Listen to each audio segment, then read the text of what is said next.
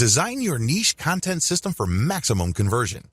Keep in mind that, at this point, your niche brand marketing system has 3 structural parts: your website, social media accounts, and your mailing list. The problem is, if you stop here, you're going to fail. Why? You built a container, but you still have to come up with the content of that container. This is where creating a niche content system comes in. It has to be a system. It can't just be stuff that you come up with randomly to fill out your website. That's not going to work. Key content strategies. Niche specificity builds authority. The first content strategy you're going to focus on is niche specificity.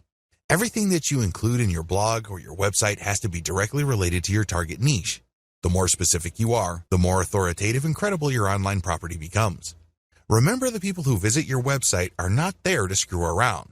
They're not doing it for their health. It's not like they have nothing else better to do. They're there because they have certain needs. It's your job to meet those needs. Otherwise, you don't develop a brand. Adapt your content to target different platforms. It's really important to make sure that you don't just produce one type of content. When you create content, it must be converted into a format that can be promoted on different platforms. For example, if you have a blog, you can promote the blog's link on Facebook, Twitter, and Google+. However, don't stop with blog posts. You can convert that post into a video.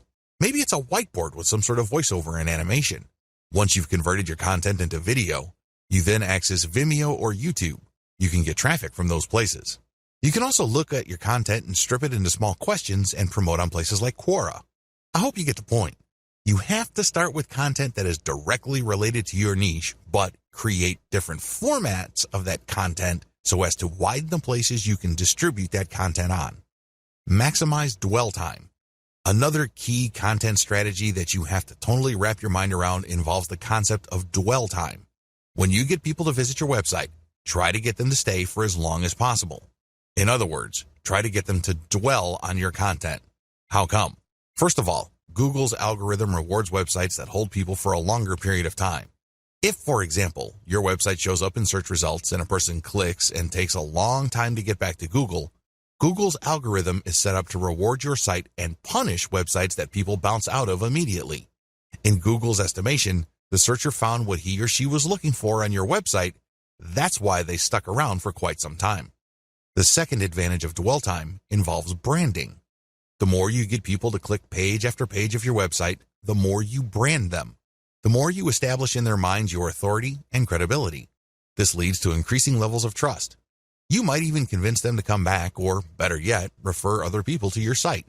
Finally, when you maximize dwell time, you walk the reader through the KLT process. This process is generally associated with sales. To get somebody to buy something from you, you must get them to trust you. However, for that trust to happen, they must like the option that you put on the table. Unfortunately, for that to happen, something else has to happen first. They must first feel that you know enough about their problem for them to like the solution that you're pushing. This is the KLT process. Know, like, trust. When you interlink your content in a very thorough way, you basically get the person to cycle through the different pieces of content you have. This gives them a good understanding of your expertise. This builds up enough trust in their minds that there's a good likelihood they may end up on a page that contains ads that would convert them. You increase the chances of this happening if you maximize dwell time. Website strategy. When it comes to housing your content, your website must be optimized for 2 things: ad placement and text link placement. Ad placement means that your ads must look like a form of content. Their power does not arise from the fact that they disrupt the experience of your viewer. Instead, your ad must add value to the content that the user is consuming. This can increase the likelihood of conversion.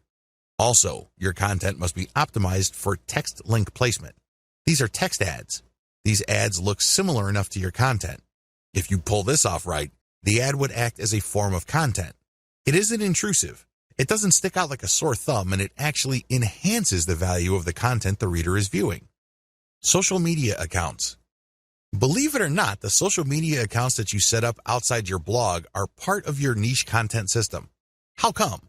Well, these accounts are for you to use to distribute your blog or website's content on different social media platforms. Accordingly, each of these accounts must reflect your brand's graphics. This way, when you're sharing content from your main site, There's no major disconnect between the social media account sharing of that content and what users will see when they click through to the link that you are sharing. Mailing list.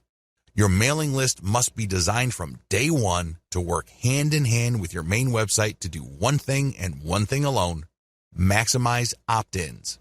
This is the job of your mailing list. It must be designed from the ground up to vacuum, suck up, or attract as many signups as possible. That is its job. However, this is not going to happen in isolation. This can only take place when the rest of the website is also optimized. One way to put this is you shouldn't look at designing your mailing list element in your website as an afterthought. You must design it on day one.